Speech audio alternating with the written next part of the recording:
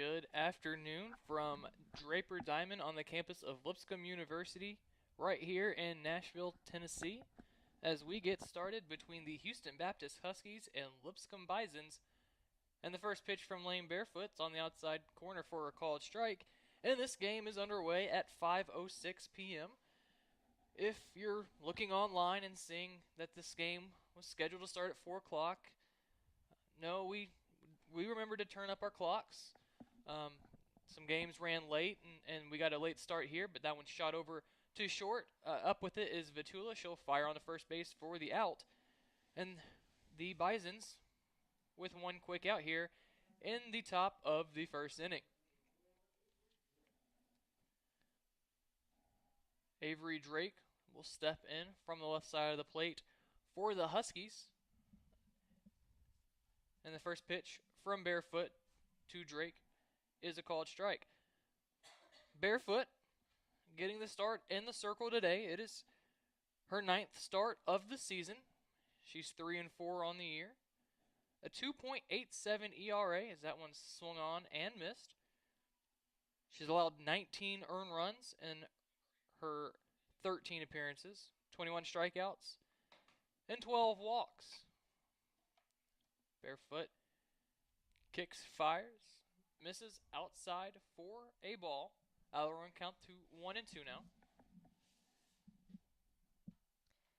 And Drake played in the same matchup when Houston Baptist and Lipscomb played Friday afternoon, but she was quickly substituted going into the second inning for the Huskies.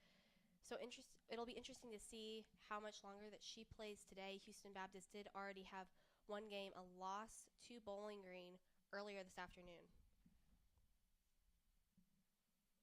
Drake looks at that one on the outside corner for a called strike. It is the second out of the inning and the first strikeout of the day for Lane Barefoot, her 22nd of the year, and that'll bring in J.C. Robers. You mentioned that game on Friday, Erica, a 9-4 victory for Houston Baptist. Madison Cotton got the start for the Huskies. We'll see her here in the bottom of the first innings. That one shot over, running deep to make the catch over her shoulder is the second baseman, Kelly Paulson, and that will get us out of the inning unscathed. A 1-2-3 inning for Lane Barefoot. Madison Cotton will take the mound here for the Huskies to begin the bottom of the first inning when we return right after this.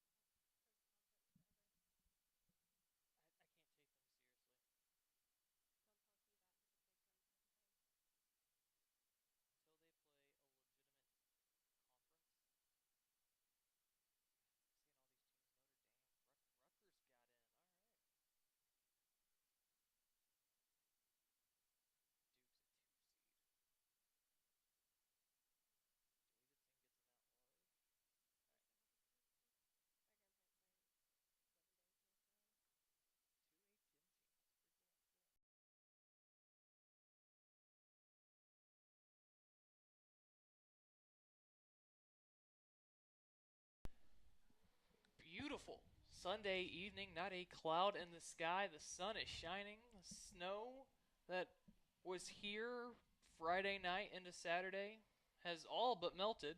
Amy Vitula digs in from the left side of the plate, and she'll watch this pitch from Madison Cotton low. On Friday, on the year, she's 2-2.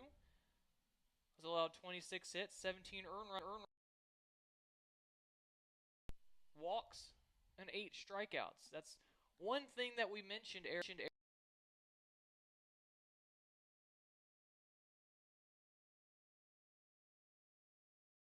that start on Friday. Cotton hit the win in that game. 3 innings, 1 hit, only 3, but she walked 8.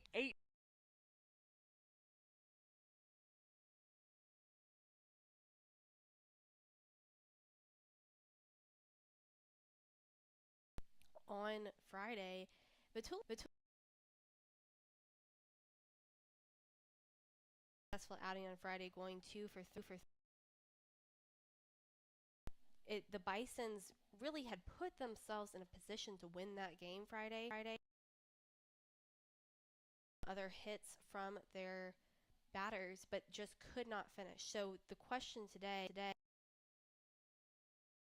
there she walks to Tula, not an auspicious start for the Huskies, but also can the Bisons actually finish with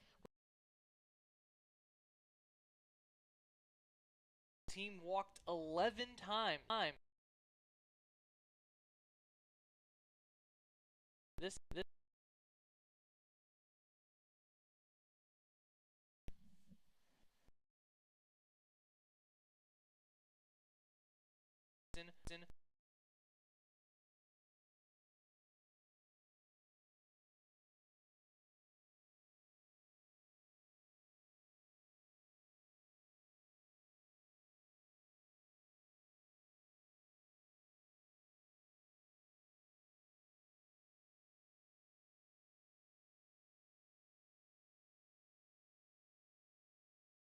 on Friday and also was walked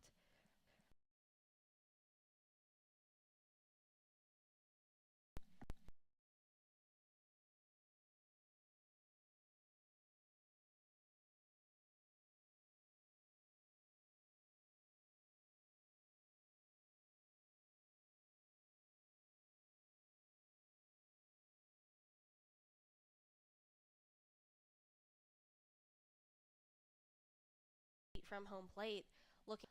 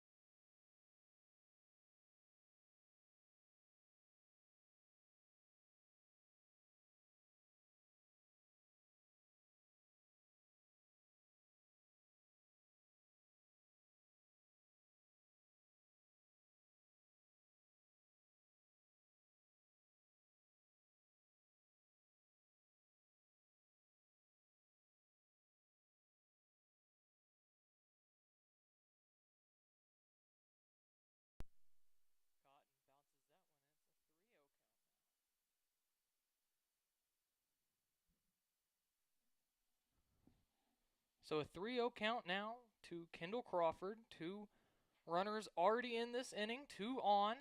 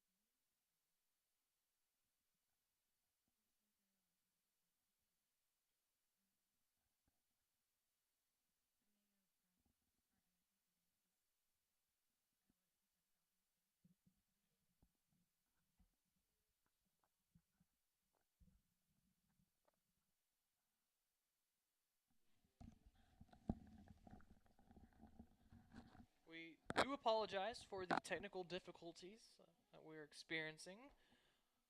But the Bisons do have 3 runs in this inning. There's 2 outs.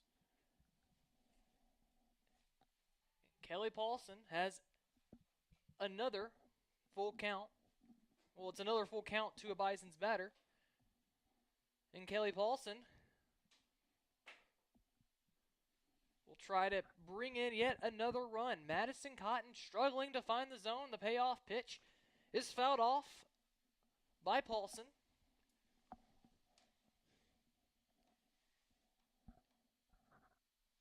Cotton already this inning has walked 5 runs. She's up to 42 pitches on the day, only 16 of which have been strikes. That one's fouled off, and we'll do the full count pitch again. If you're just joining us, this is the 9th batter of the inning for the Bisons. Tula led off with a walk. Liebrick followed with another walk.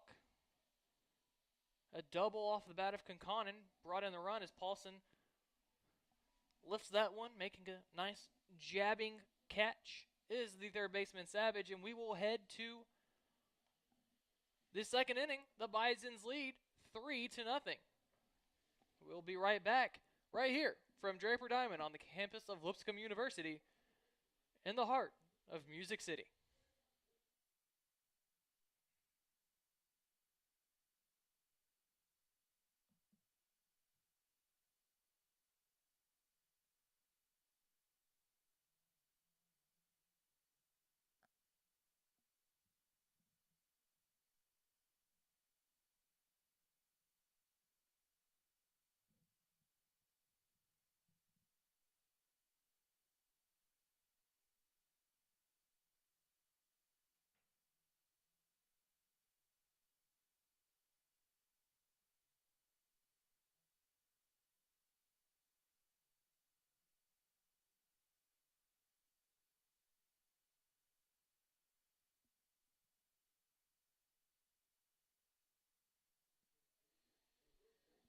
Caitlin Brockway steps in now with her team trailing 3-0 after the Bisons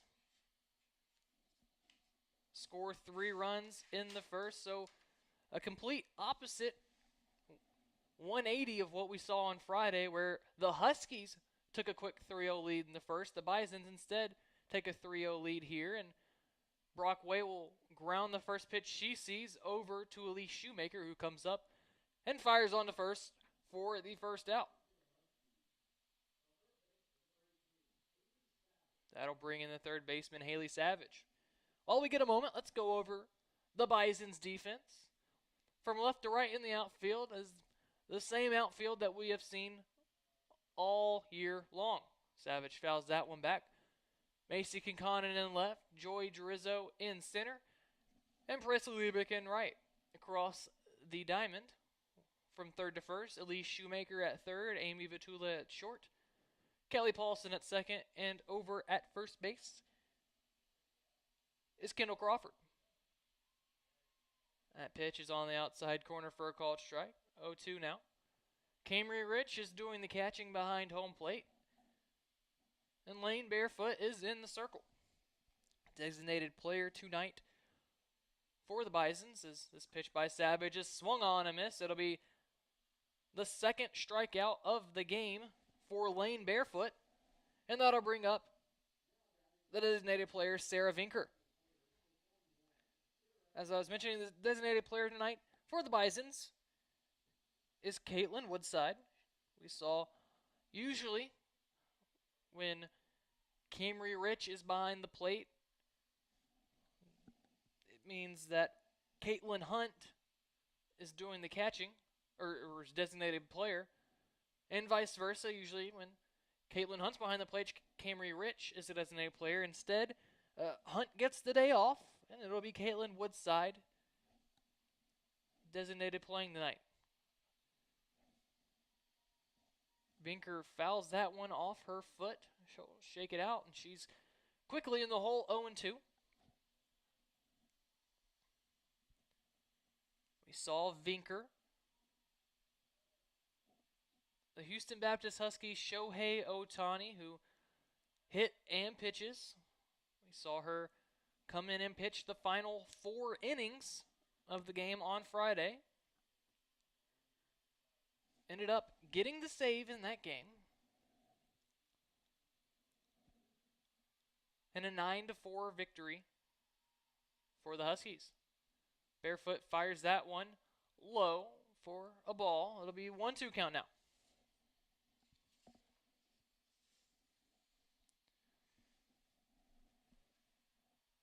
Beautiful day here in Nashville, Tennessee. Not a cloud in the sky. The sun is shining. The snow that we received here Friday night into Saturday is all but gone.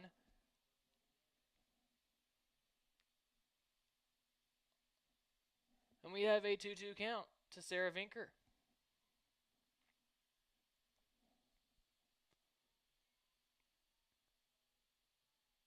Barefoot looks at her wristband. She's ready. She kicks, fires. Back-to-back strikeouts, and that one will end the inning. And that'll set us to the second inning, or to the bottom of the second inning, with the Bisons lead 3-0. 3 strikeouts on the afternoon now for Lane Barefoot. And the Bisons will try to tack on some more runs. It'll be Vitula, Liebrick, and Conconin when we return here from Draper Diamond.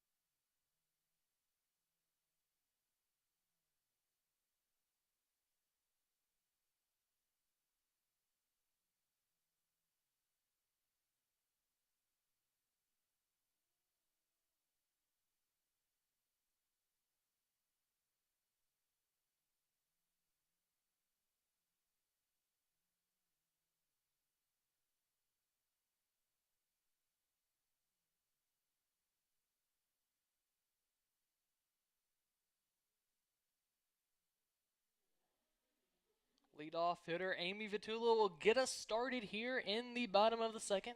Her team leads 3-0. Vitula walked in the first inning. She came around and scored on the RBI double by Macy Conconin. Pitch called on the outside corner from Cotton for a strike. And Vitula has now seen more strikes this at-bat than she did in her first.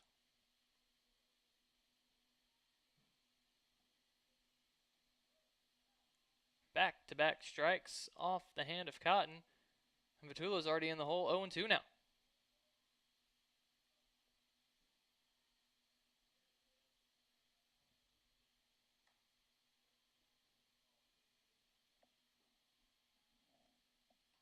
Vitula will send that one to short, coming in. Making the grab and the throw is the shortstop, Robbers. And Vitula is retired. 3 runs in the first inning by the Bisons off of 1 hit.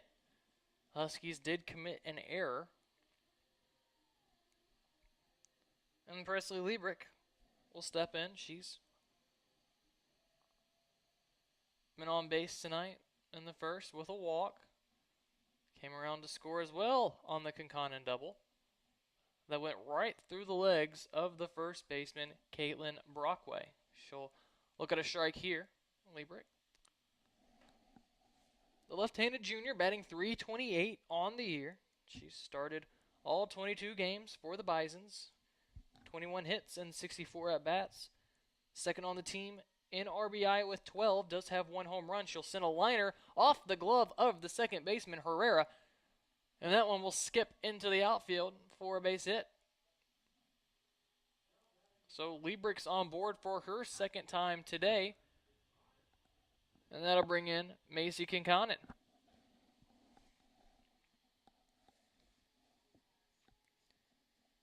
Looks like we already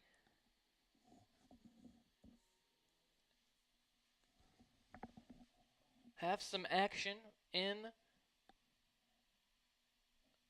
the Husky bullpen. Cannot see the number, so we'll see how much longer Cotton has. Concanen had that RBI double in the first inning.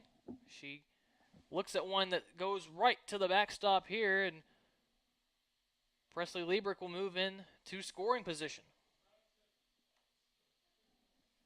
That one was way over the head of the catcher, Palmer. And I have to wonder how much fatigue is beginning to play into the Huskies' hand as that one's sent down the line.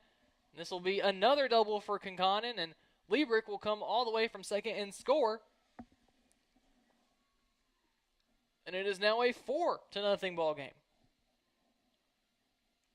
That one was placed perfectly just inside the right field line. And that'll bring in Camry Rich now.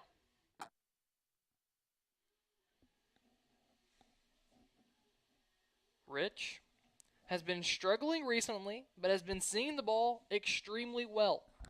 We saw her walk 3 times in the game on Friday. Added a home run late in that game as well, just over the wall right in front of the scoreboard. She'll send this one foul and out of play. And you hope this is the start of the turn for Camry Rich. She, again, has struggled mightily. She's batting 116 on the year, 5 hits in 43 at-bats. She does have 2 RBI, but those 2 RBI came off the bat of her, both home runs. You have to hope that the fact that she's seeing the ball well will soon equate into production. That one misses low. It's a 1-1 count now. When looking, obviously, at a batter, you have to figure in multiple things when judging them. Obviously, average tells part of the story. That one misses outside for a ball. You also have to look, obviously, at BABIP, batting average on balls in play, and Rich is putting the ball in play, and usually it tends just to be right into the glove of a defender. This one will miss high, and we'll run the count to 3-1 now.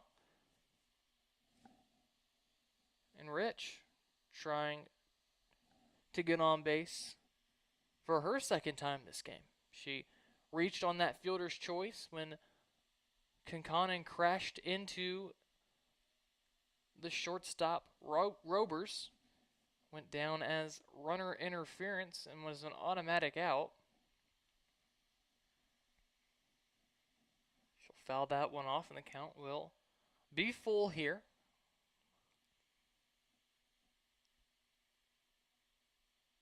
Cotton twirls the ball in her right hand. She looks at her wristband. She kicks and fires. That one swung on by Rich and missed. And it's the second out here in this bottom of the second inning, and that'll bring in the designated player, Caitlin Woodside.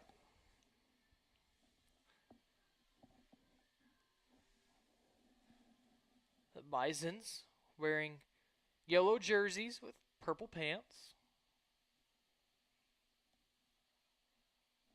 That one off the hand of Cotton, outside corner for a strike. The Huskies wearing black jerseys with blue sleeves and an orange to blue gradient on the word mark and numbers. And they're wearing black pants as well. So basically all black for the Huskies, purple and gold for the Bisons.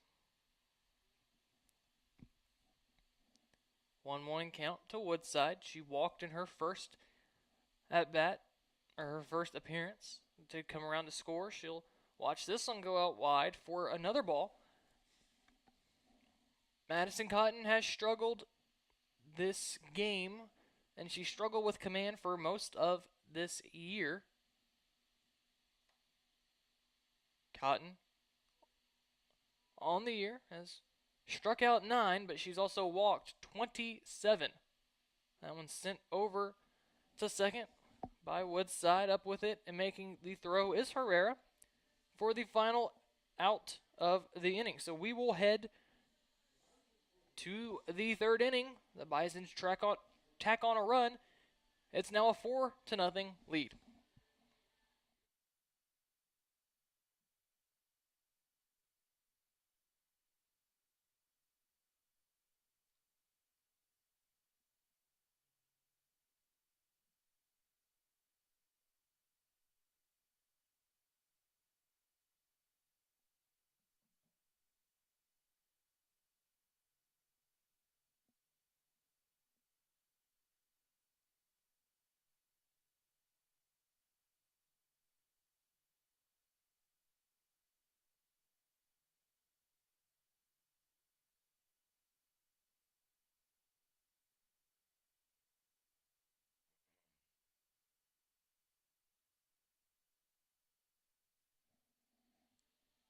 Lane Barefoot has retired all 6 batters that she has faced. She'll look to continue that trend here in the the top of the third inning.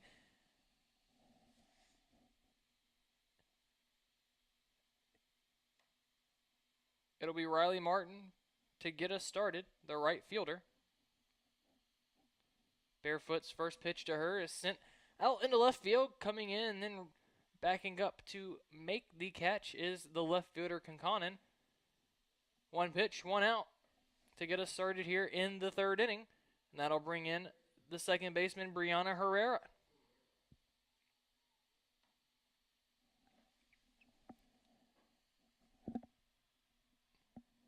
Herrera on the year. We saw her come in center field as she swings through that one in the game on Friday. But here, Brianna playing second base. She's hitting .281 on the year, has 9 hits, does have 4 RBI. Check her swing there, and it'll be outside for a ball. I'll run the count to 1-1 now. As it looks like we're going to have a conference here.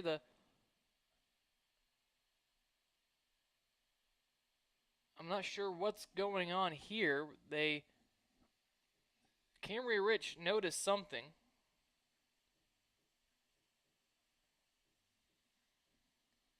She'll have a quick chat with Herrera, and the umpires will go their separate ways. Not sure what that was about, but play will resume here. Count still 1-1.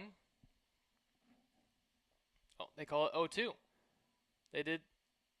I think that is what that ball missed inside. So 1-2 count now. I guess we know what the umpires were discussing. They say that ball did hit off the bat of Herrera for a strike when she was checking her swing.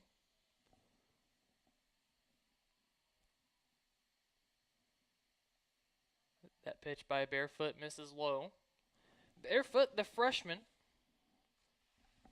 We mentioned on Friday the youth in this Bison's pitching staff. The only upperclassman to make an appearance in the circle is Emily Yakubowski, who we saw come in for relief of Kate Peters on that game on Friday. She pitched the final 4 innings of that one.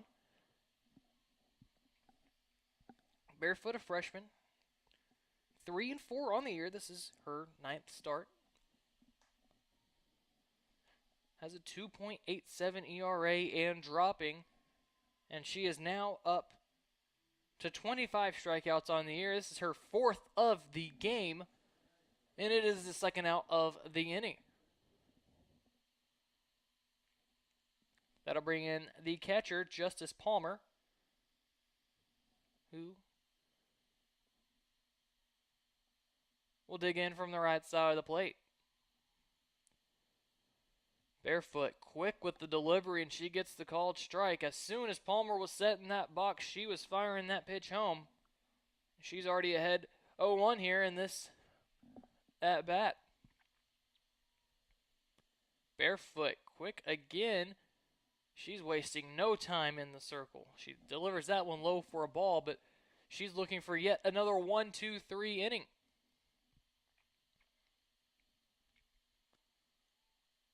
She's back on the rubber, and she's ready once again. She delivers that one that out in front of it is Palmer coming in to make the grab in foul territory is the left fielder Concanen. So yet another 1-2-3 inning for Lane Barefoot.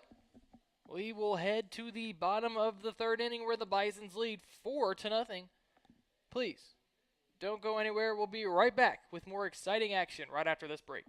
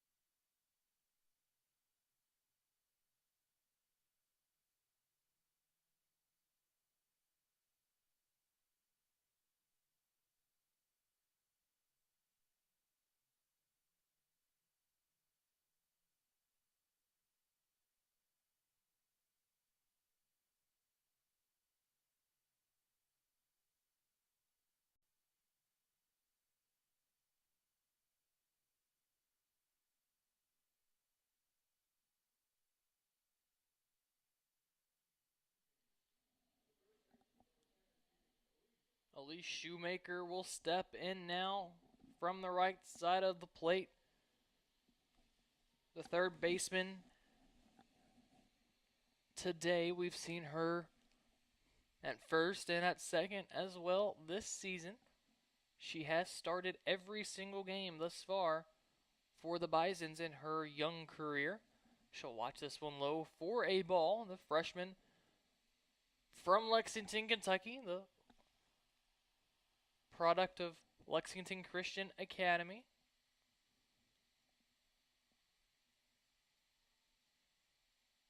Shoemaker watches the pitch from Cotton. She'll foul that one off the end of the bat down the first base line. And that'll even count up 1-1.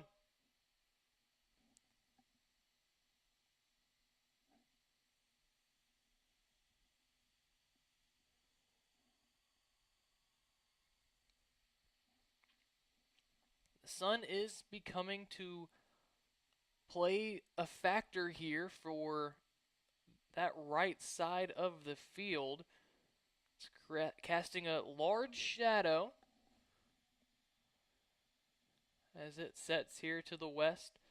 We see first baseman Caitlin Brockway, right fielder Riley Martin, both with their glove up to try to cover the sun. So if a ball is hit that way, there could be some trouble locating it for anybody on that right side of the field. Shoemaker will send this one foul the other way down the left field line. That'll run the count even, 2-2.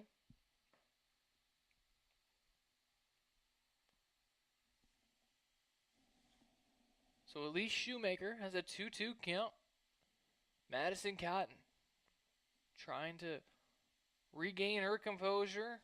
She'll fire this one in. The Huskies wanted a strike, and the appeal down to first base umpire Derek Johnson. He will ring up Elise Shoemaker for the first out of the inning. It was just off the plate was the pitch. Home plate umpire Sean Shoemaker didn't give a signal. First base for the Huskies, Caitlin Brockway, she came in and yelled something. Palmer asked for an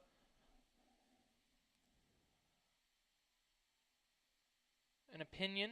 They appealed down to first base, and she went around was the call. Kendall Crawford will shoot that one off the glove of the first baseman Brockway. That'll kick into foul territory. She'll dive in headfirst at second base.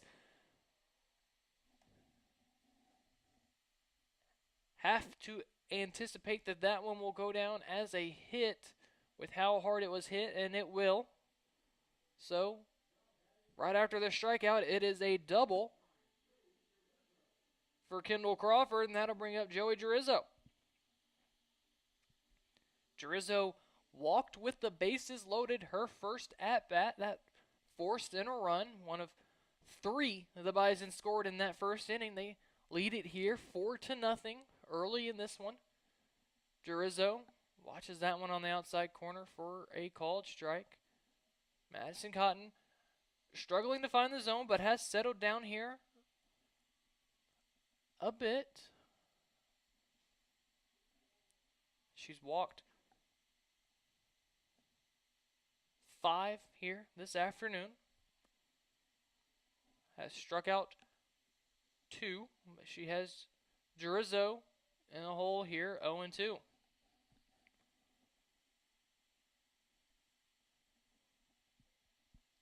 Gerizzo ready. She'll watch this one from Cotton and swing straight through it. First strike 3. It is the second strikeout of the inning for Bison's batters, and that'll bring in Kelly Paulson, who flew out or popped out to third with the bases loaded to end the first inning. So a runner out at second base for Paulson. Wants to bring in here. She'll lay down a bunt foul for called strike 1. Really want to bring in that runner, Crawford, at second. Do not want to leave her stranded. Even with the 4-0 lead, we know that these Houston Baptist Huskies can score and score in a hurry. They tacked on multiple runs late in the game on Friday in their 9-4 victory over these Bisons. That one misses high for a ball. And it was kind of the same thing that we saw on Friday from Madison Cotton. She was wild to begin the game. It kind of settled down and settled in. She's kind of done that here so far. She'll kick and fire, and that one's swung on and fouled out of play for strike 2.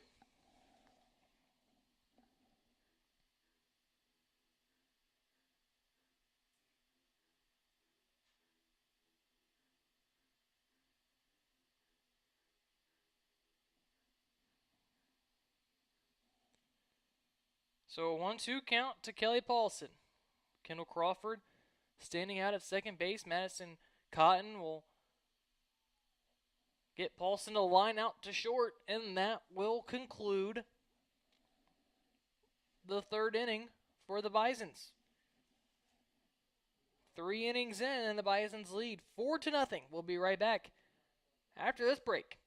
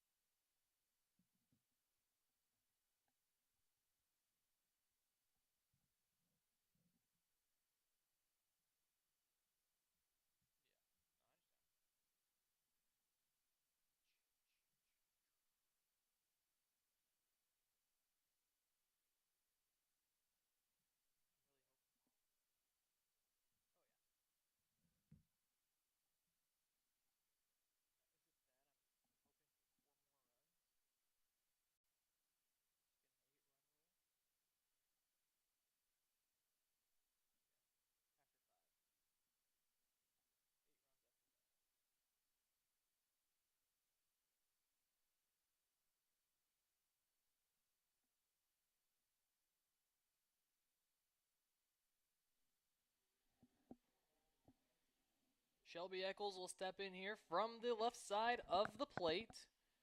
Eccles trying to get the offense started for the Huskies. They have been dormant so far this game as Barefoot fires in a called strike one. Yet to get a hit through 3 innings. Barefoot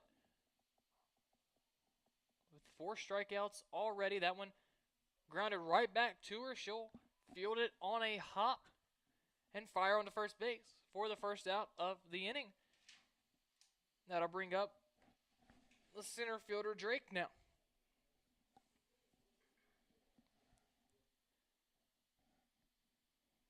Drake struck out looking her first at bat, the first of 4 on the afternoon for Barefoot. Barefoot will fire this one in the dirt for a ball.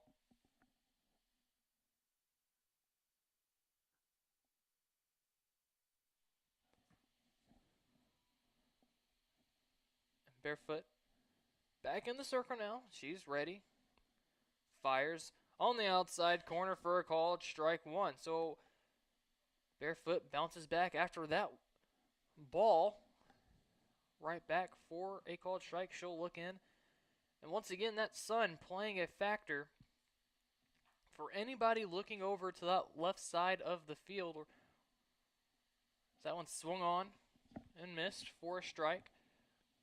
Casting a long shadow here. Right fielder Liebrick looking right into the sun, where the first baseman Kendall Crawford is. She's kind of in the shade, so she's not having to stare directly into it.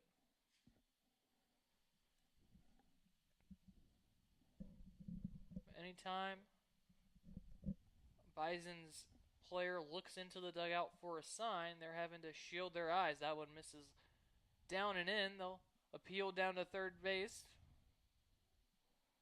Say she held up. So Drake now with a 2-2 count.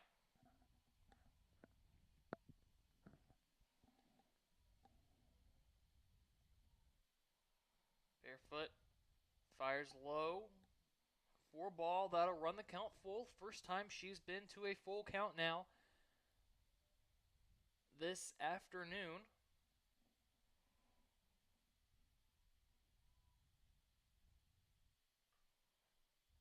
That one will be fouled off by Drake to keep it that way. Anything close, she's swinging at. She's trying to become the Huskies' first base runner of the afternoon. Only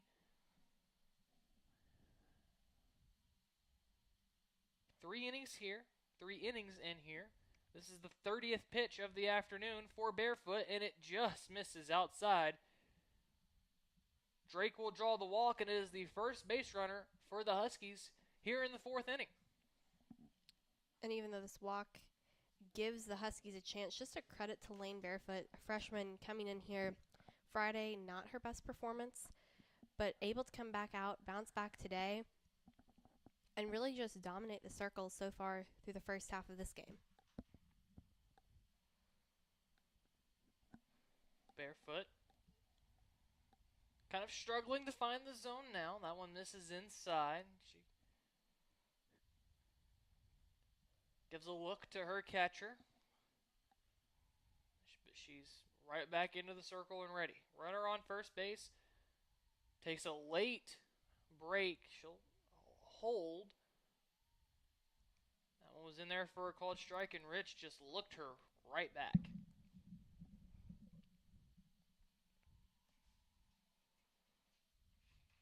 Barefoot. That one's rolled over to third, and they will throw it around the horn. However, they will say that pitch was fouled off the foot of the shortstop Robers. So instead of a double play, or at least a force out, it'll instead be a strike and a 1-2 count to Robers. And you see Robers sort of limping on that foot a little bit. Definitely going to have to watch as she looks to plant right-handed batters, so that left foot that she fouled it off of, going to have to be more careful when she plants here. But she's able to get that one up the middle, missed by Amy Vitula, and she will get on base. the Huskies, after getting nothing going through the first of three, have 2 runners on. I don't know if they will count that as a hit. Probably an error on Vitula, just unable to get her hands on that one. It was a hard hit ball to short. Vitula did have to go to her backhand. And when she reached out for it, it did kick into the outfield. It does go down as a hit, the first of the afternoon for the Huskies.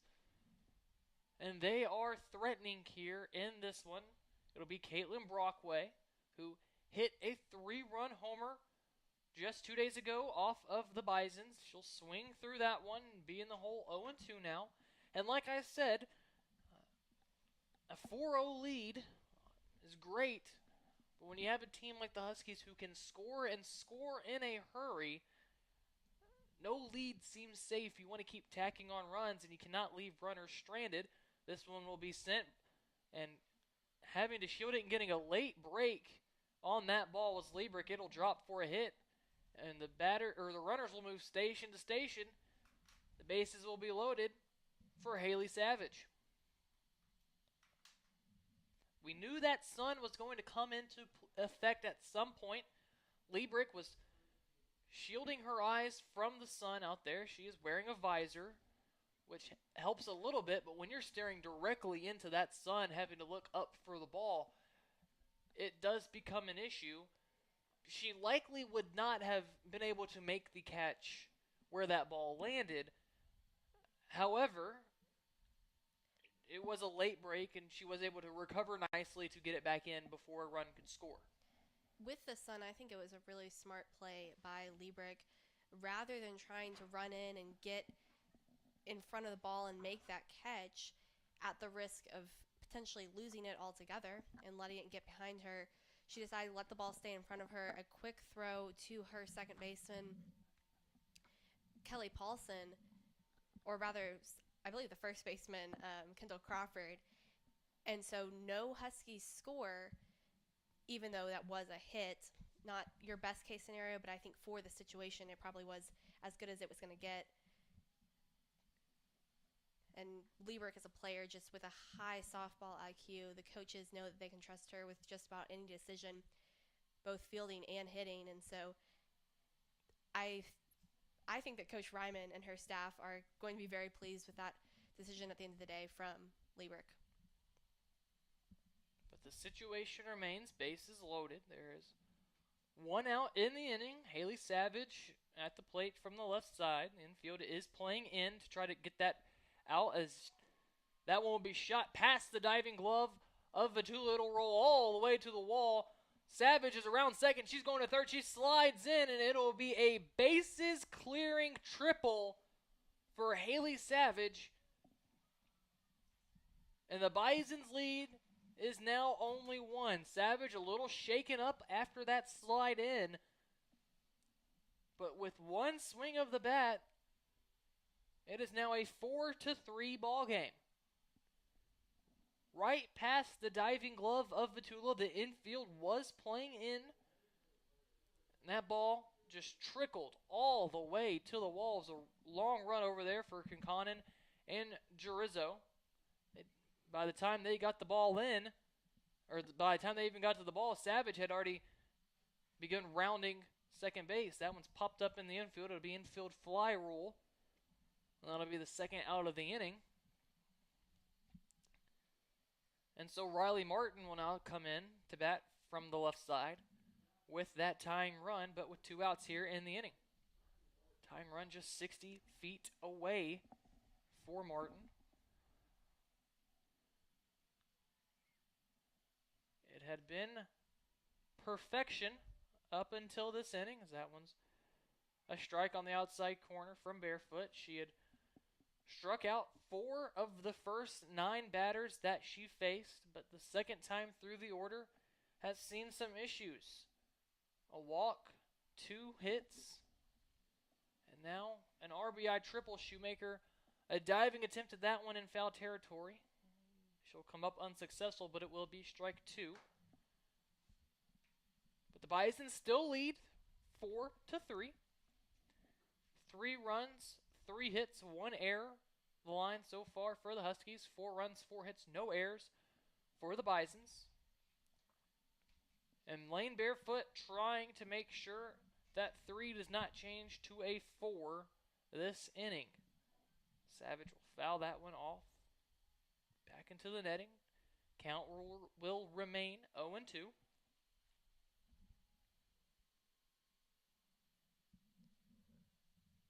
And we'll do it again. Barefoot quick with it, and she'll get the swinging strikeout, the 5th of her afternoon, to conclude the 4th inning. But 3 runs come around to score for the Huskies. The Bisons still lead 4-3, but they'll look to add some insurance when we come back from Draper Diamond.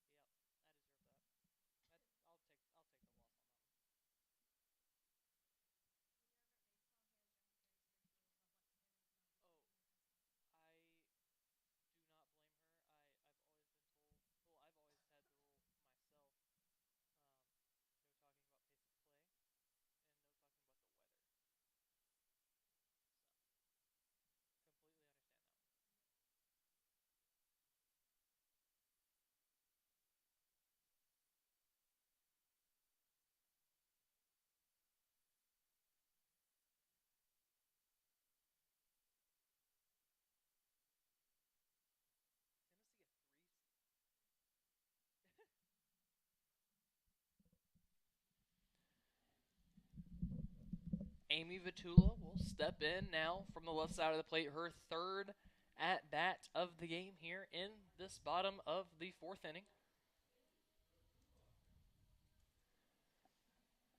Looking to get some insurance runs. Vitula walked in the 1st, grounded out to short in the 2nd, and now here in the 3rd inning, she'll lay down a bunt, or the 4th inning, I beg your pardon, she'll lay down a bunt foul for strike 1. It is Selection Sunday. We do have an NCAA tournament bracket now.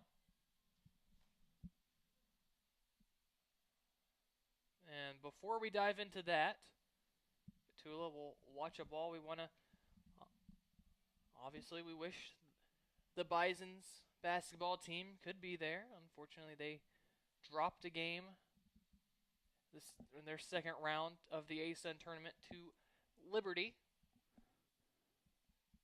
That one misses low for a ball. Of course, we saw that the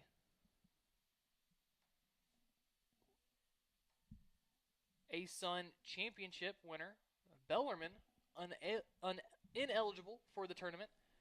So that went to Jackson State. That one misses outside for a ball. But, Erica, we now know the bracket. We know that Gonzaga's the number 1 overall seed. We know Arizona, Baylor, and Kansas are the other 1 seeds. As Vitula fouls that one off for a strike. That'll run the count full. I want to know, Erica, after looking at the bracket, getting a chance to look at it, who are your final 4 teams? I really haven't had a chance to look at it too much. I don't know if I have a Final Four team, but I think that there probably are bound to be some upsets. Some of the top seeds aren't as high performing as we had expected them to be at this point down the stretch. So I think it's definitely going to be an interesting tournament and a good tournament to be back for. It'll feel more like a real tournament. Last year just felt a little bit off, and obviously the 2020 tournament didn't happen. It got cut short. So an exciting time for all these teams to get back here. And just a quick shout out to all of the people across the country working in sports media who are in this crossover season with us here covering softball, also keeping an eye on basketball, baseball, and just everything going on at once here in the spring. It's a great time for sports, but it's also a busy time. So both of these schools do not have teams going to the tournament, but still a great opportunity for the small schools to get more recognition. You don't see it as often with sports like football, but that 64 team bracket, you're going to get a lot more chances for smaller schools like Lipscomb and Houston Baptist, as we expect to see down the stretch, even in baseball and softball. Petula reaches on an infield hit to short, so she's off of first. Liebrick in an 0-2 hole. The pitch from Cotton is low and outside for a ball. Erica, you mentioned the bracket and how there is no clear-cut favorite. In the past, there's always been, usually,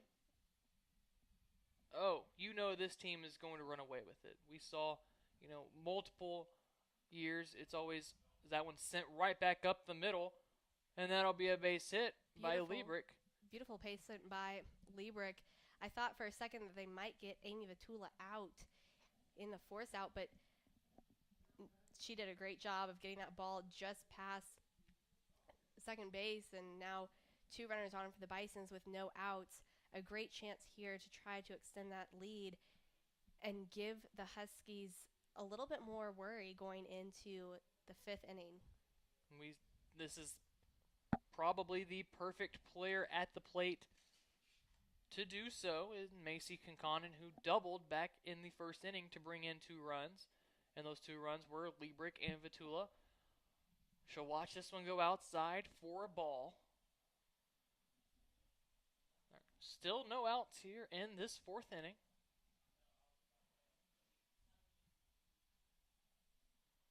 Petula led off with an infield single. She advanced to second on the single by Liebrick. Conconin will swing through that one for a strike. We're on the count 1-1 now. Madison Cotton has seemingly figured out her pitch placement after struggling with command here earlier. Walked 5 runners through the first 2 innings. Has not allowed a walk since. She'll get Conconin to foul that one off. The count remains 1-2.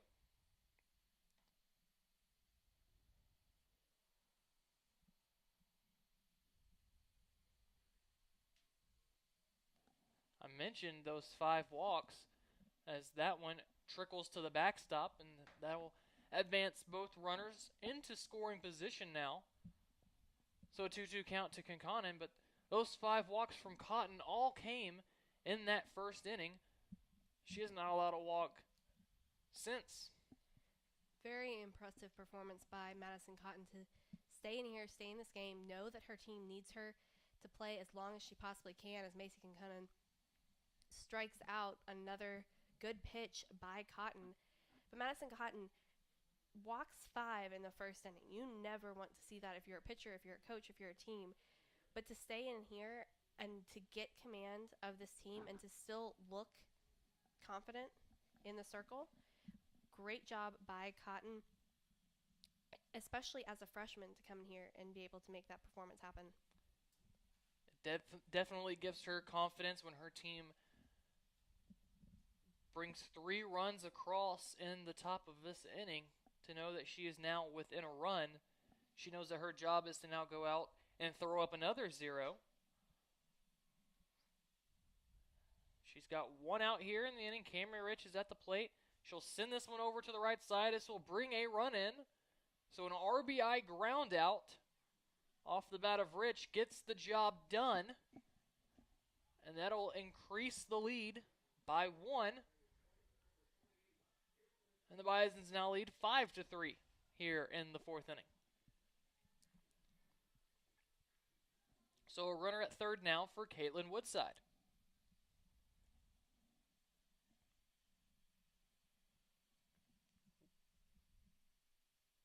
That pitch misses low. Woodside walked in the 1st inning. She grounded out to second in the 2nd. Now here with a runner at 3rd base, her team leading by 2 here in the 4th inning. She'll watch that one on the outside corner for a called strike.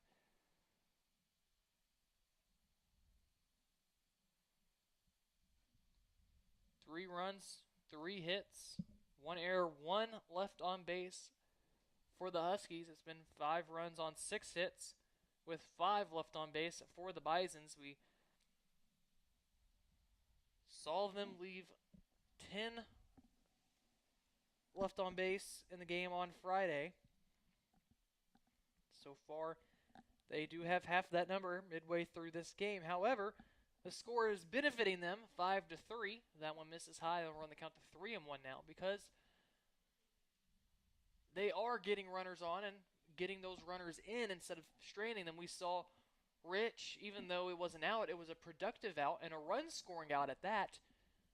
That helped increase the lead and bring a run in, and that's what you want to see instead of those strikeouts. There's the first walk since the first inning for Madison Cotton to Woodside, and that'll put runners at the corners for Lee Shoemaker. But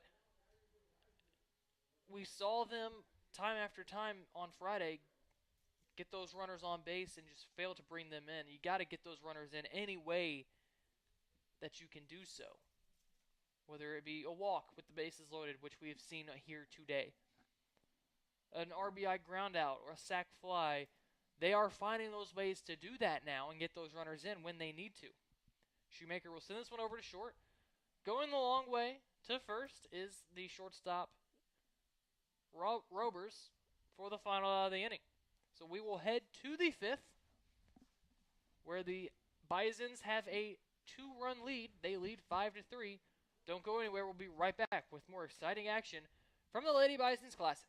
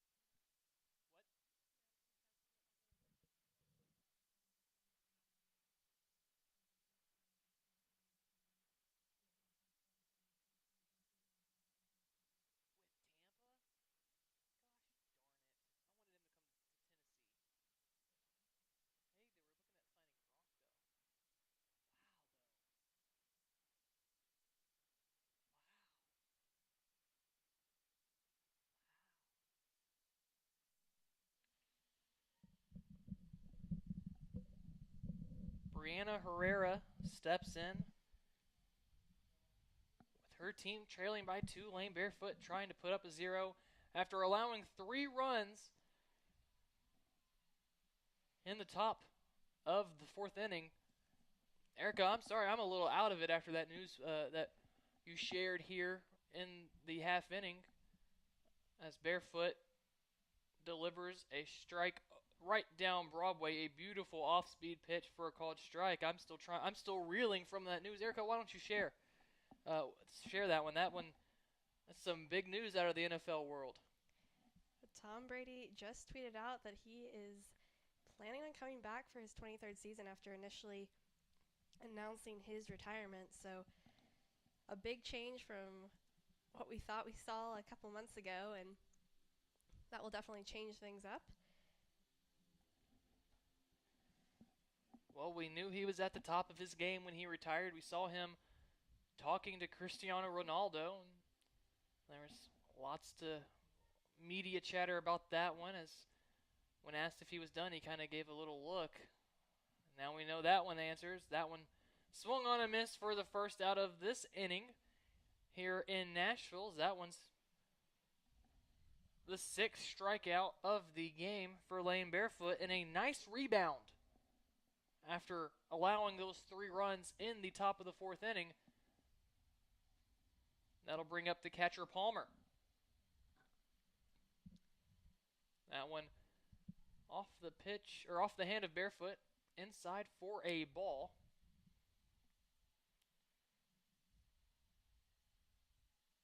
So a 1-0 count to Palmer, who was forced out her first out, or it was a force out her first at bat. She'll send this one foul way out in front of it is the catcher Palmer. The Bisons lead 5-3.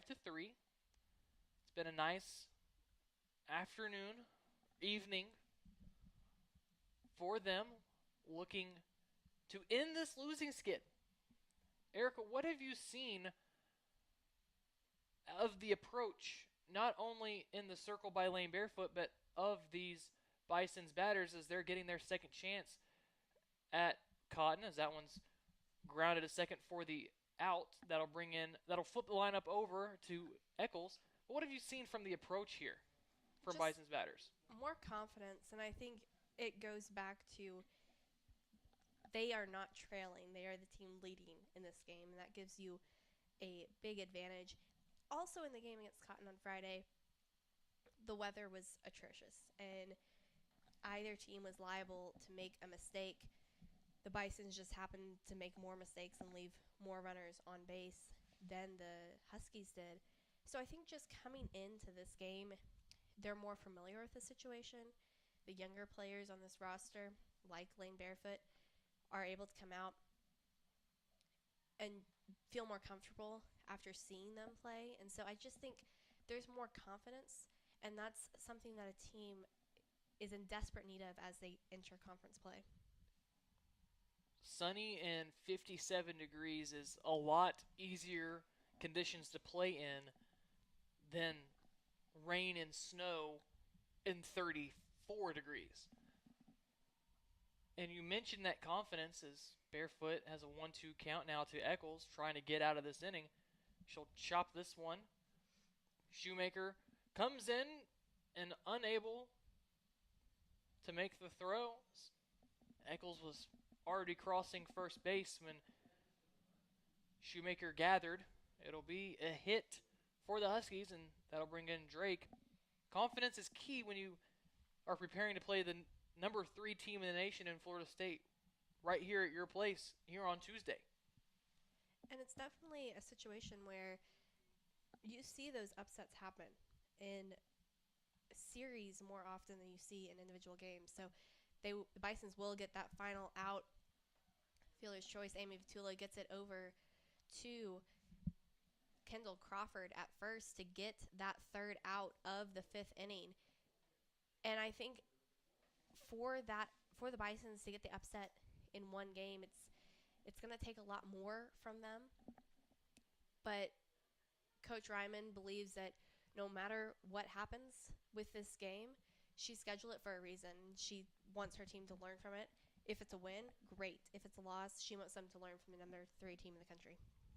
Absolutely. We will be right back here from Draper Diamond. The Bisons lead 5-3 as we head to the bottom of the 5th inning. Don't go away. We'll be right back.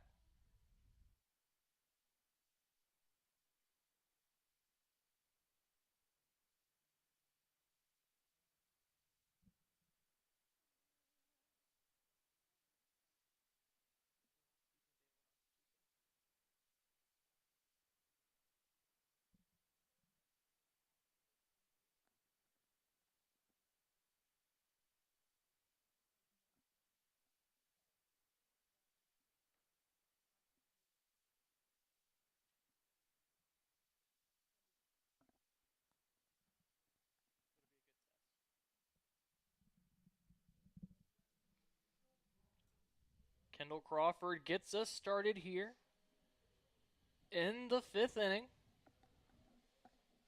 Lefty walked in the first, doubled in the third. She was stranded out there. Facing Cotton for the 3rd time. She'll send this one to third. Coming up with it and making the throw is Savage. However, it was fielded in foul territory, and it will be a strike. Another run or two would be detrimental to the Huskies, but just almost routine for the Bisons as they've been playing in this game. Scored in all but one inning so far this afternoon. The Huskies, all 3 of their runs came in the 4th. They have not scored in any of the other half innings that they've had a chance at it. So Lipscomb just needs to continue what they're doing. It just slow and steady for the Bisons is hopefully for Coach Ryman and her girls going to win the race. But another run here would give it a 3-run advantage, and if they were to get 2 more on, that's 4 runs, and that's a very tough challenge with just 2 half innings left for the Huskies.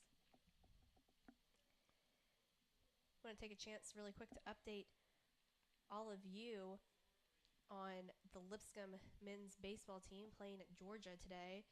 They dropped game 2 this morning and held a lead for a short period of time this afternoon in game number 2, or game number 3 rather, of this series. They played a doubleheader today and took off yesterday because of the weather.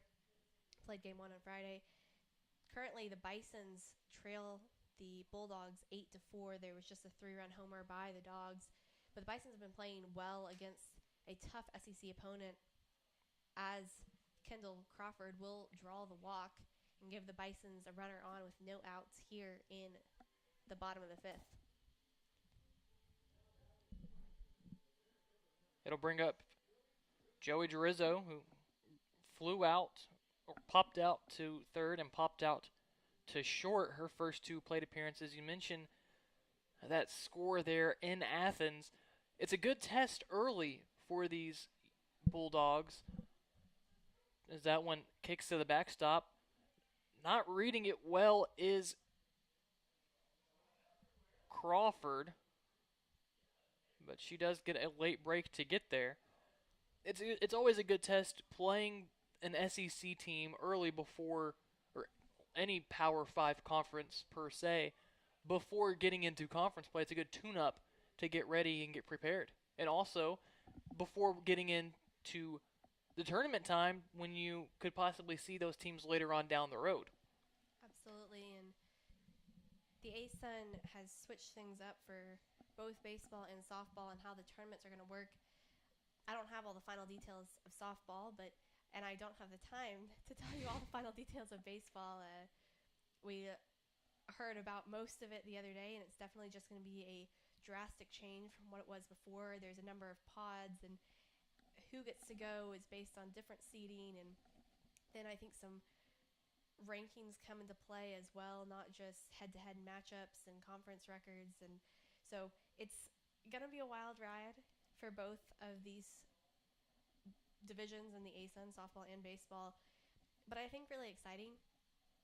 You bring in some new talent, you bring in some new competition, and it spices it up a little bit. And so they're going to have a challenge, but also some new opportunities.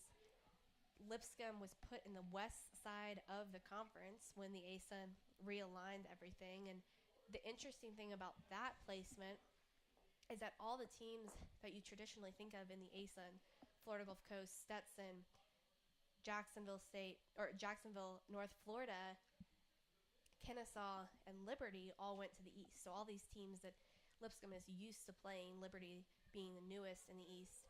Whereas in the west, Lipscomb got pretty much the draw of all the new teams, which can either be a pro or a con. We've seen it go both ways for soccer and basketball, as that ball is going to be a single. Actually change it to a double. There was a fielding error. Joey Gerizzo is going to make it all the way to third base. A RBI triple from Joey Gerizzo adds on another run for the Bisons and doubles up the Husky score. Bisons lead now 6-3, but in the western side of the conference for the ASUN, Lipscomb's going up against these new teams. North Alabama joined 3 years ago. You have Eastern Kentucky, Jacksonville State, and Central Arkansas that all joined this year. And then you have Bellarmine that moved up from the Division II level a year and a half ago, 2 years ago. And so a lot of new faces for the Bisons to get to go up against, but you're exactly right. Getting to go up against these Division I opponents not only prepares you for that, but prepares you for future when you're hoping that you can take advantage of your new conference opponents and get better seeding and hopefully make it all the way to the NCAA tournament down the stretch. Or the NCAA regionals, rather. Basketball in the brain with the bracket. Absolutely. Ashley Montoya will pitch hit here for Kelly Paulson after the RBI triple off the bat of Joey Girizzo. Bisons now lead 6-3. This pitch by Cotton. Low and outside for ball. Coach Ryman makes a change on offense. Do we see the Huskies make a change on defense here?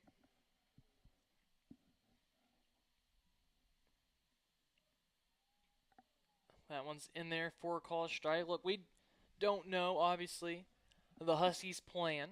We know we saw Cotton go 3 innings in the game on Friday, already pitching here in the 5th. We do see some action as that one swung on and missed for a called or for strike 2. We do have some action in the Huskies bullpen. Can't see a number from our vantage point, but do we know whether or not this is, an eat it scenario? We don't know how many pitchers are on there, who's fresh, who's not. We know that this is the second game of the day for the Huskies. This could just be Madison Cotton's game to wear. We did see the designated player, Sarah Vinker, as that one's swung on and missed. It'll be dropped, but thrown out at first base is Montoya. That'll bring in Amy Vitula for her 4th plate appearance of the day. We did see Vinker come in and pitch a game ago against Bowling Green. Not sure if we will see her again in the circle today. We saw Vinker pitch on Friday. She finished out the game after in relief of Cotton. Went out here in the 5th inning. That runner still on third base. That one's a called strike.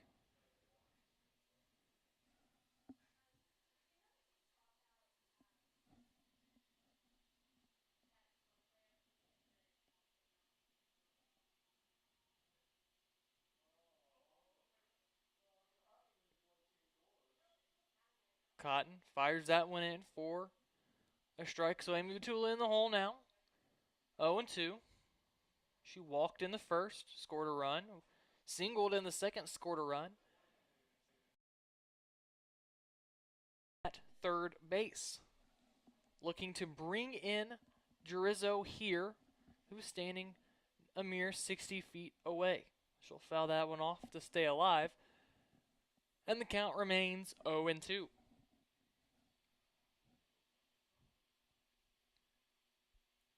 Only one out here in the 5th inning. It's been an exciting day, not just in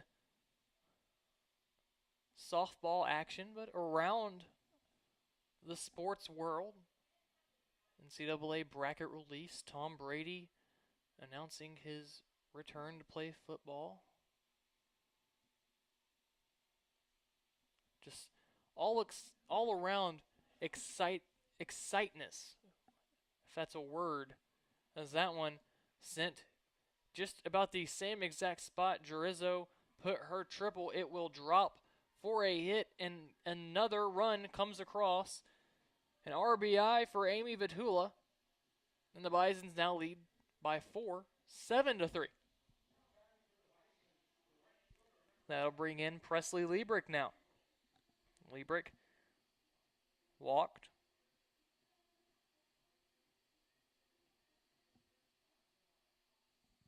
Her first plate appearance.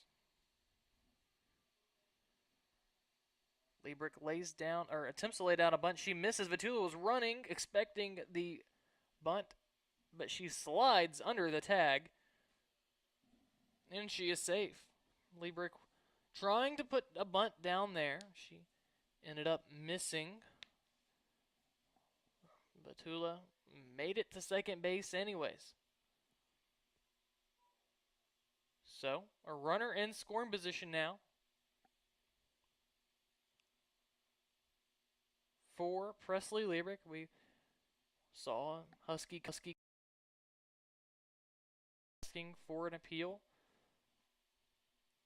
Second base umpire, or first base umpire, Derek Johnson, says no, she did not.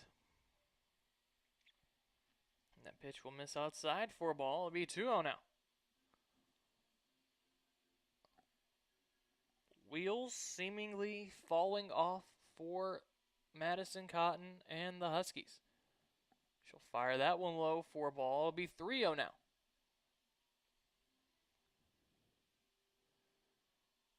Bisons lead 7-3. Batula stands out at second base.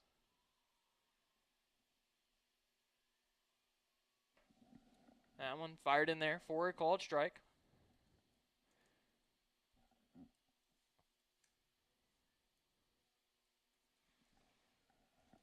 And it'll be a 3-1 count now.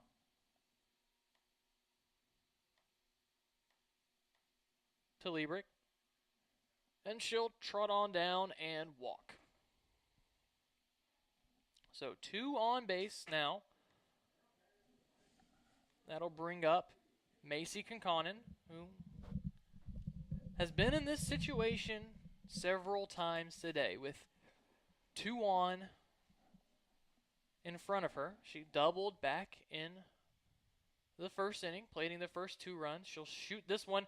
It'll hit Liebrick, who attempted to jump over it, and that will be an out. Batula. You don't see that happen very often, but it's happened twice today. We saw it earlier in a neutral site game, and then we also saw runner interference against Macy Conconin in the first. So it's an automatic out. Batula will retreat back to second base. So essentially, Conconin and Liebrick will just trade and out, and that'll bring in Camry Rich now with 2 on and 2 out. So a break for the Huskies. And Rich watches that one go inside for a ball.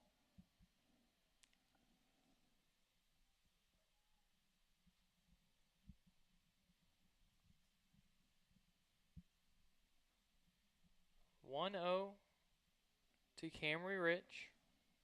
She'll shoot that one past the diving attempt of the second baseman Herrera. It'll roll all the way to the wall. She'll round first, head into second base. 2 runs will come in to score as Conconin scores from first. And it is now a 9-3 lead. We mentioned getting Rich going.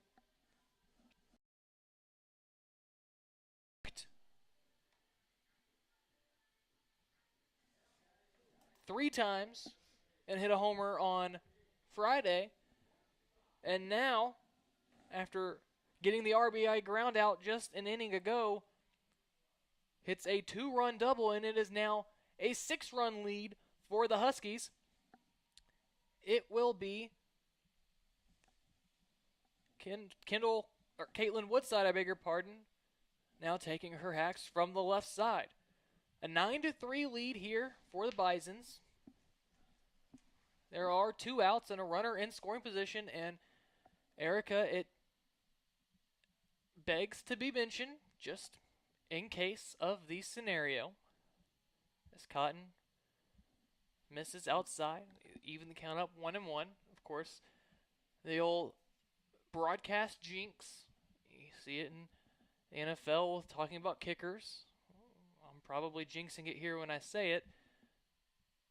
The rule it is in the rule book, as that one's over the plate for a strike. Any team leading by 8 after 5 innings, after 5 complete, if it's the home, obviously the away team, if the away team's up, the home team gets their crack at it. It is considered a game. The Bison's up 6 here, so 2 more runs could do it. If Woodside were able to put the ball over the fence, it would be considered game. But cannot get complacent if you're the Bisons. You still have work to do because the game is not over. But the situation does present itself as that one will be shot through the gap. Rich will hold it first, And there will now be runners on. Good job by the Bisons to just continue to fight, even here with 2 outs.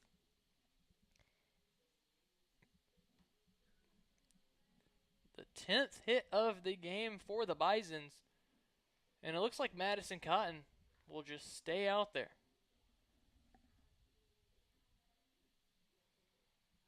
And I think we're going to see another pinch hitter, Jesse Brown, coming in for Elise Shoemaker, who was 0-3 on the day.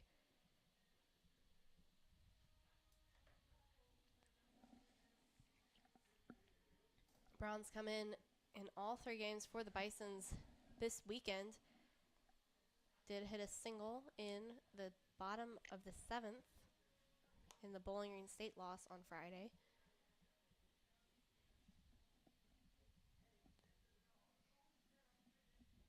Four hits already this inning for the Bisons. 4 runs are across. They lead 9-3. As Brown now steps in with runners on the corner, she'll foul that one down the third base line for a strike.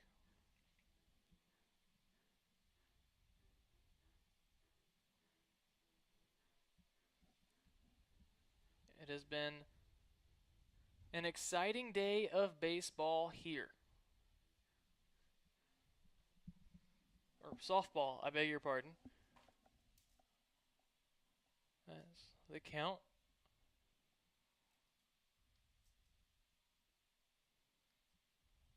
Brown will slap that one. Going for it in the hole is the shortstop Robers. She will not get there, and a run will come in the form of Rich. And now the winning, quote-unquote, winning run is in scoring position for the first baseman, Kendall Crawford. Bisons do, though, have 2 outs here. It's all up to Kendall Crawford, who on the day for the Bisons has reached in all 3 of her attempts 2 walks and 1 double for the first baseman for the Bisons.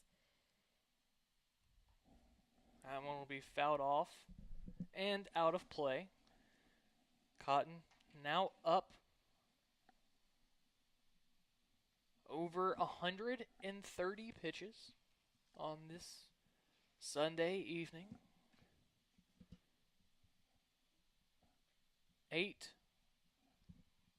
9 of the 10 runs are earned. That one will be sent over to short. Making the long throw to first is Robers to get the out. So the Bisons' lead is 7. We will head to the 6th inning. It is a 10-3 Bisons lead. Right when we return, Lane Barefoot will take the circle. Here from Draper Diamond.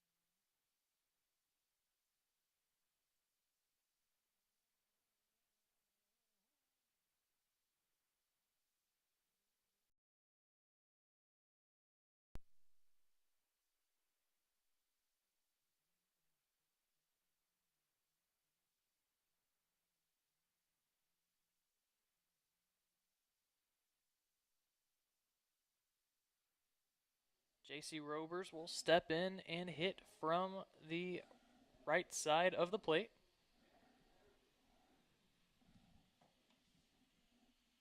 Her team trails 10-3. A big deficit to come back from here late in this one.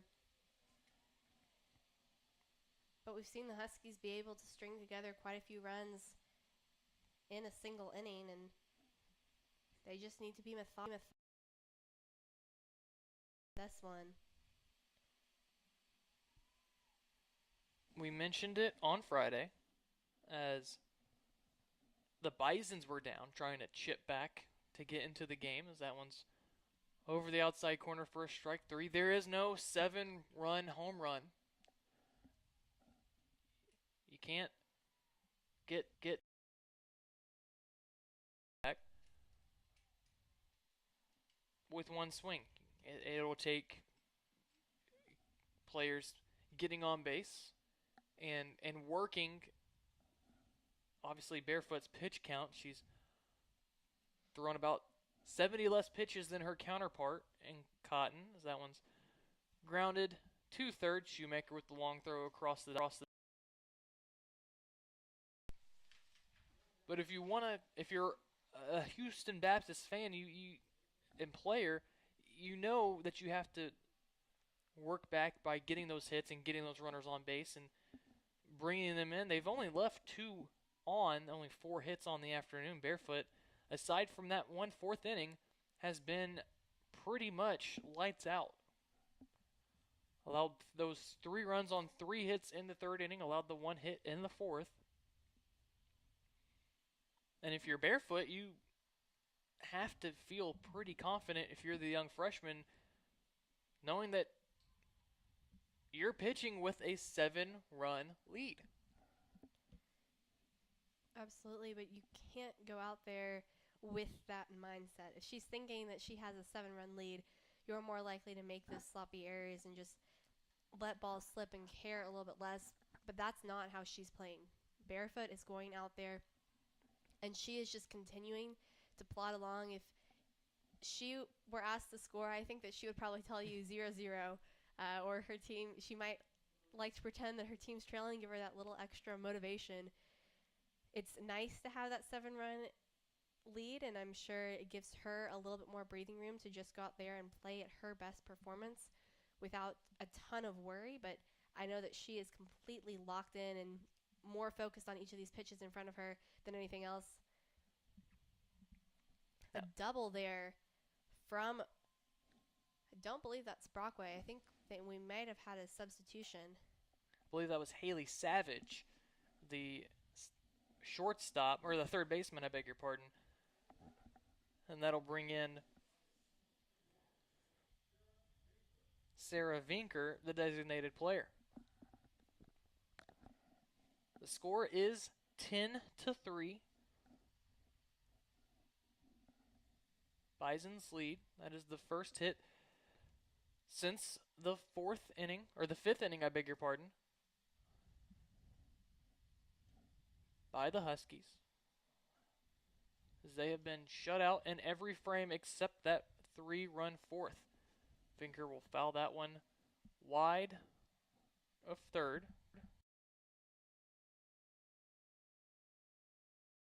And we apologize for the delay with our scorebook. It's just a couple batters behind.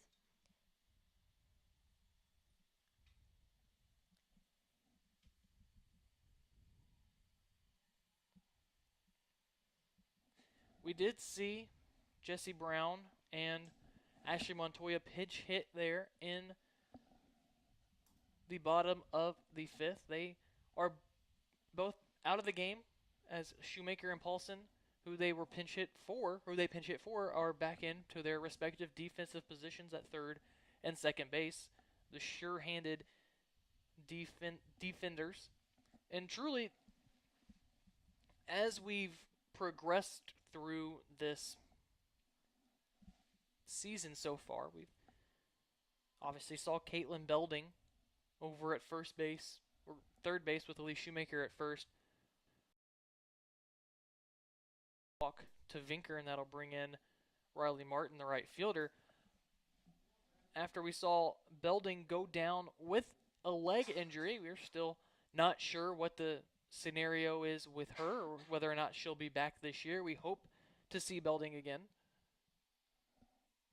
However, this has pretty much been the defensive, or the same lineup out in the field that truly, I think we'll likely see the rest of the year. Obviously, usually seeing Hunt in the designated player position. Today we're seeing Woodside. But you look across the diamond as Barefoot gets a strike over the plate, and it'll be a 1-1 count now to Martin. You know that your outfield is going to be comprised of Kinconen, Jurizzo, and Liebrick in right field. That one's fouled down the line. You know your infield's likely going to be Shoemaker, Vitula, Paulson, and obviously for the time being, Kendall Crawford. Don't know, again, if or when Belding will be back. And then you know that catching duties will be likely split between Hunt and Rich. That one's sent to short, coming over, making the underhand flip. To get the force is Amy Vitula, and we will head to the bottom of the 6th inning where the Bisons lead by 7. It will be Joey Jurizzo, Kelly Paulson, and Amy Vitula to lead us off when we get back.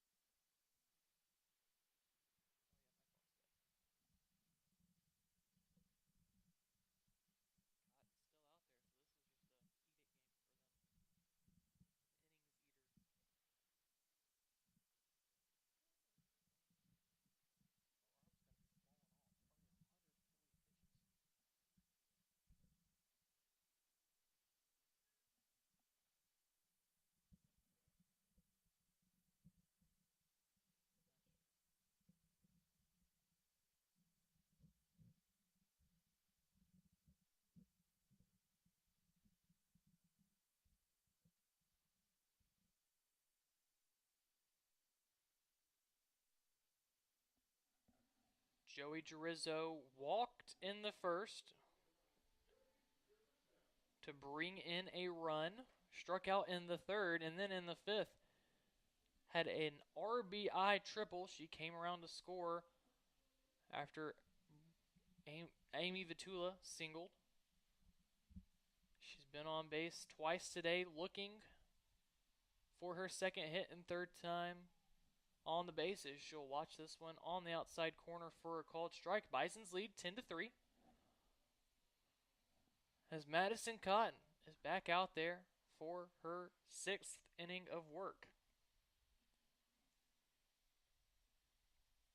She misses outside badly for a ball.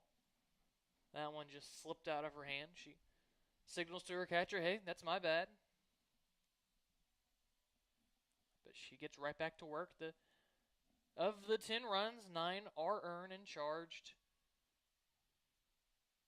to Cotton, as that one will be sent over too short. The throw across the diamond by Robers is in time for the out, and that'll bring up Kelly Paulson now. Kelly Paulson was subbed out in the bottom of the 5th for Ashley Montoya. But now she returns to the lineup. Paulson popped out to third in the first and popped out to short in the third. Looking to join the hit parade that the Bisons have put on here today.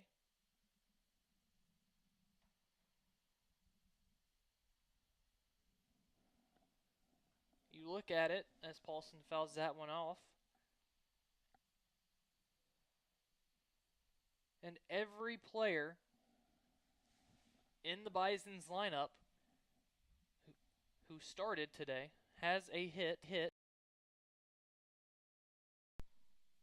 aside from Elise Shoemaker and Kelly Paulson.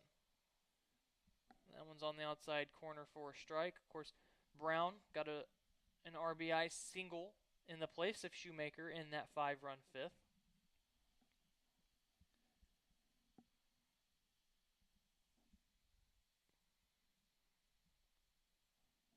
Paulson slapped that one the other way, and she joins the hit parade with an opposite field single just over the outstretched glove of Jay-Z Robers. So that'll flip the order over to Amy Vitula. I think the energy from this Bisons team is just drastically different than what we saw on Friday. It almost felt like on Friday they were getting through the games, whereas here they're enjoying it, they're taking their time.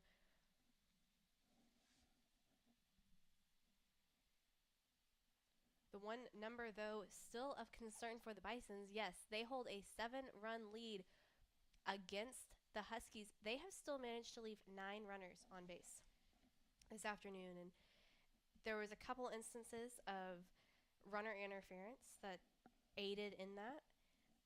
But I think that's going to be a number that we're going to circle all season long for the Bisons and see if they're able to make some adjustments moving forward, getting closer to conference play, as that perfectly placed bunt by Amy Vitula.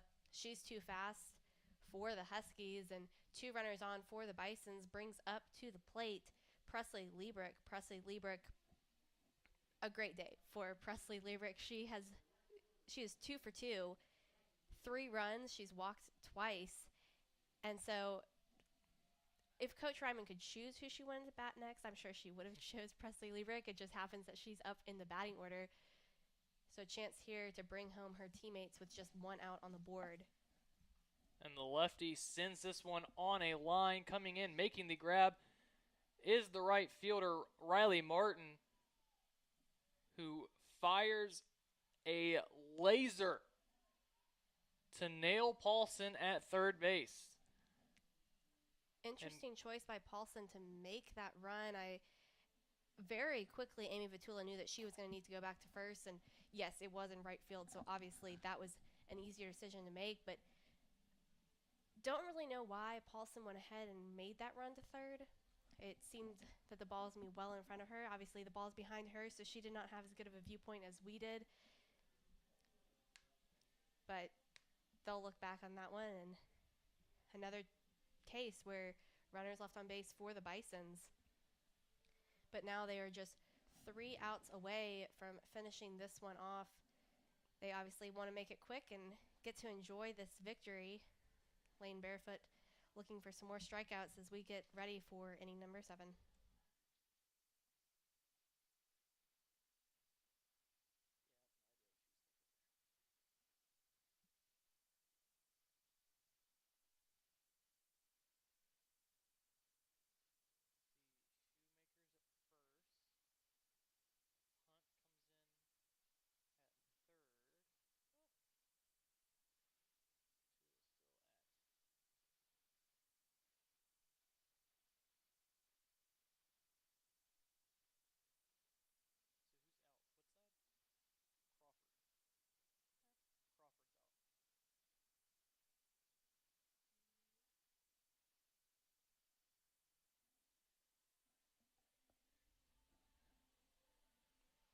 We begin the 7th inning here as the Bisons lead by 7, 10-3. Lane Barefoot back in the circle for her 7th inning, looking to close out this game with a complete game. We do have a defensive change. Elise Shoemaker has moved from third to first. She moves from third to first in to play third base and is in substitution of Kendall Crawford is Caitlin Hunt. So Hunt now at the hot corner. Shoemaker moves across the diamond.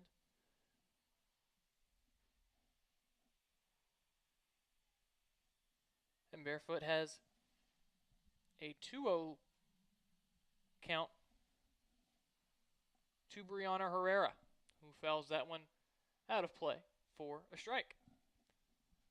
So Bison's 3 outs away from victory. a much-needed victory after dropping 2 games on Friday, looking to get back in the left-handed win column. That one's sent out to center field. Tracking it is Jurizzo. She's under it, makes the catch for the out. That'll bring in the catcher, Justice Palmer. But it'll be good to, obviously, going in to that big game that on Tuesday here at home against the number 3 ranked Florida State Seminoles with a win. You don't want to trail or lose 3 in a row going into that game. You want to go into that game with some confidence, with an advantage, and winning this game certainly helps, but winning this game handily helps even more. That one sent deep, going back to the wall, looking up, and it is gone. A solo home run off the bat of Justice Palmer. That is her first home run of her collegiate career.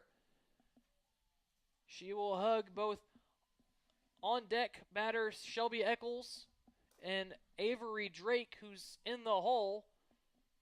She'll get some head pats in the dugout.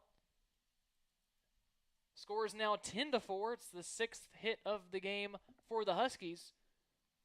But Justice Palmer, with her first career home run,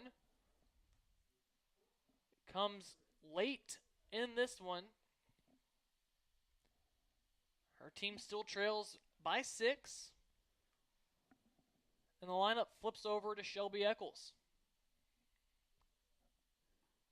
That one slapped the other way past the outstretched glove of Hunt. It'll trickle into the outfield.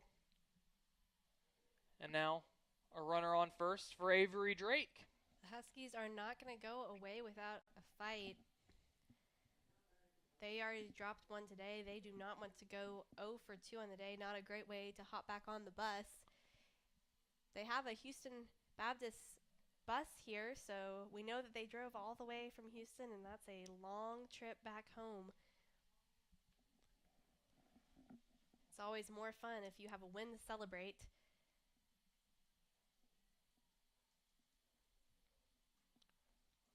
That one fouled out of play by Drake. That'll run the count 0-2 now. It'll be about a 12-hour bus ride from Nashville to Houston.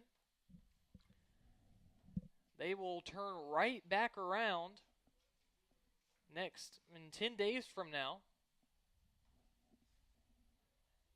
And instead of having to drive 12 hours, they will only drive about an hour and a half north to College Station. They will be taking on the Texas A&M Aggies in their next game. And I think sometimes it gets overlooked how much of a commitment student athletes make and the amount of time that they spend on the road traveling. Both of these teams, happy that this week is spring break for both Houston Baptist and Lipscomb universities. And that definitely aids in the process, but you have athletes in all different majors, from, some of what you might think is easier majors to the very difficult science majors, and they still get it done. They may not be at every class, and they may not be there on test day, but they find time outside of class to learn the material and study and take these tests, and they do a fantastic job. And Lipscomb has always prided themselves on the high academic success that they've had in the classroom. Won the ASUN award for that a couple of years in a row, actually, and it's just continually impressive to me how much effort these athletes put into being a student athlete and focusing not just on their success out here, which takes so many hours out of their week, but also on getting things done in the classroom and learning and engaging with everyone on campus. And just a huge credit to everything that they're able to do. Glad that they are getting at least a little bit of a break, even if they're traveling and going different places, as that will be a single from Drake, I believe. Advancing her teammates, and now 2 runners on, still trailing by 6 for the Huskies. But here with 2 outs, they're quickly running out of time. It's too little too late for the Huskies. Caitlin Brockway will step in and foul or swing through that one for a called strike. It is, people often think that life is luxurious for student athletes, but it's not always the case.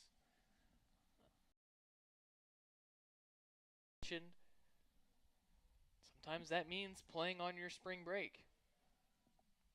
I will say for a lot of these baseball and softball athletes, something that they're very used to. A lot of tournaments for even high schools play through spring breaks. Go down to Florida and get some warm weather if you're from the South region, but it's definitely a commitment coming in and spending time with the team in the fall and not necessarily having as much free time as you once did. Brockway sends this one to short. Vitula coming in and bobbles it. Have to expect that will be an error. And that will load the bases for Haley Savage. And in a 6-run game, the door is being left cracked open for the Huskies. Savage already 2 for 3 on the day, had a 3 RBI triple in the 4th and then a double in the 6th. Lane Barefoot looking to close this one out against the Huskies and Haley Savage. Her team leads 10-4. It does go down as an error for Amy Vitula.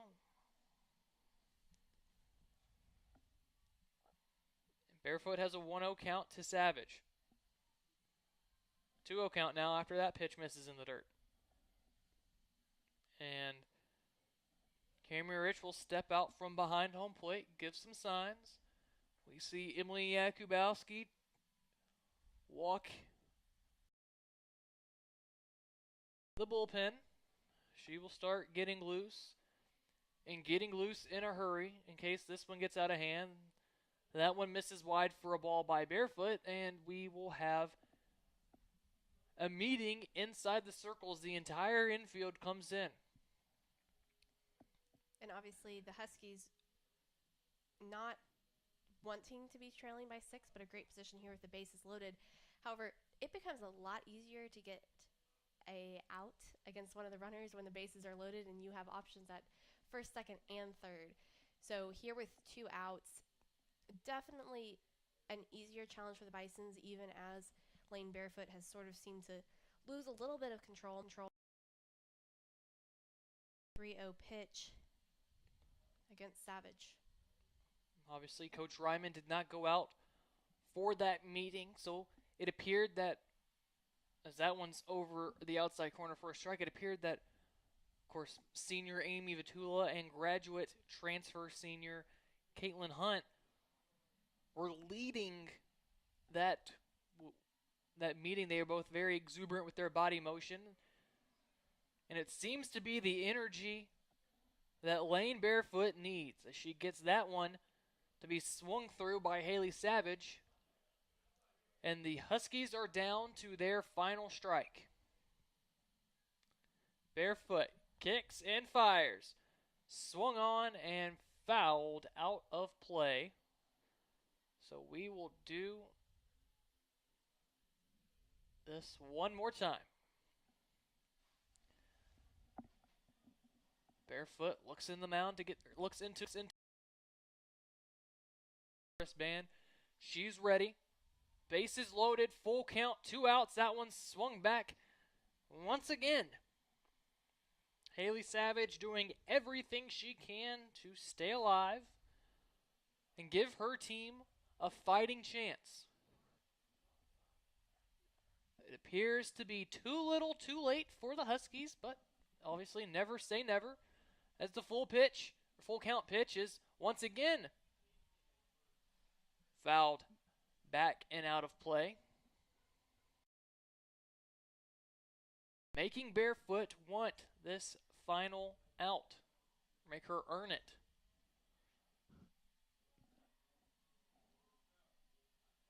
For the third time, the full count pitch is fouled back and out of play. Hunt was going for that ricochet and crashes into home plate umpire Sean Shoemaker. She'll give him a little hug and get right back behind the plate. So for the fourth time now, the full count pitch with the bases loaded. Yet another foul off the screen. Barefoot needing to dig deep to get Savage to either swing through it or put the ball in play for the out.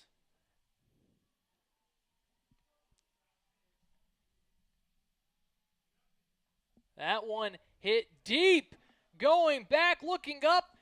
That ball is gone. A grand slam here in the top of the seventh inning. Off the bat of Haley Savage. Savage, her second home run of the season, and her team is within 2.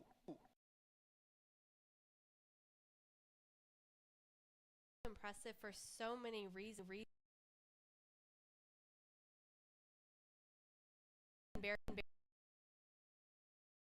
Impressive job.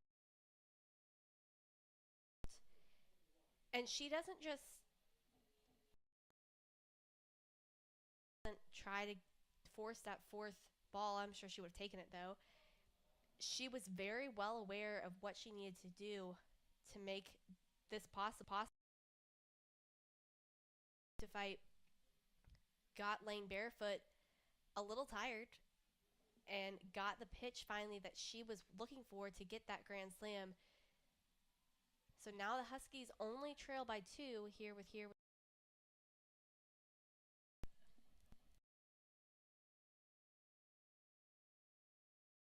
bat.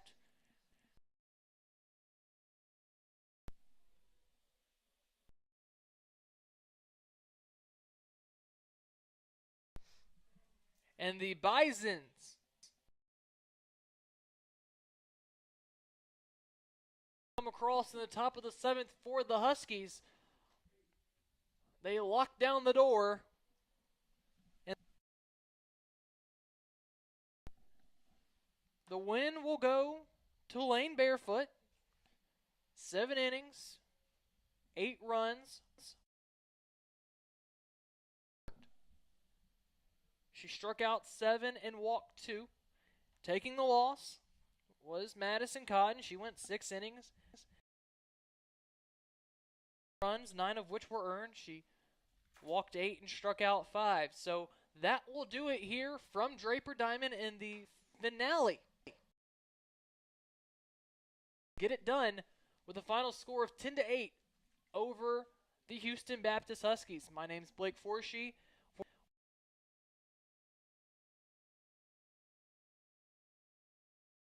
On your Sunday evening, we hope you have a great and blessed day wherever you are. Thanks again for watching.